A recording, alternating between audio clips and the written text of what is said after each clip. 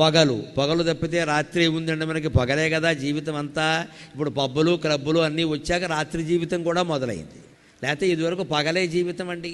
రాత్రి అప్పుడుండి మన విద్వాన్ విశ్వం గారిని ఒక ఆయన కవిత రాస్తాడు, గూటిలో దీపమును పెట్టి నోటిలో కబళమును పెట్టి అంటాడు. గూటిలో దీపం పెట్టేవారు పూర్వం, నోట్లో మొద్దెట్టుకునేవారు, పడుకునేవారు, ఇక మాట్లాడేవారు కాదు. రాత్రి అంటే ప్రశాంతం. ఇప్పుడు జరగకూడనివన్నీ రాత్రే జరుగుతున్నాయి. అసలు పగల కంటే రాత్రే ఎక్కువైపోయింది మనకి. ఈ రాత్రి జీవితం నుంచి మళ్ళీ పగటి జీవితానికి మనం మారాలండి. దివాకరహ అంటే అర్థం అది. రాత్రి అయింది అంటే పడకే అంతే. 8 గంటల పడక ప్రతి మనిషికి అవసరం అండి. ఇవాళ యువతరం గమనించాలి, పడుకోవట్లేదు వీళ్ళు ఎవరు, 1 గంటకు పడుకుంటారు.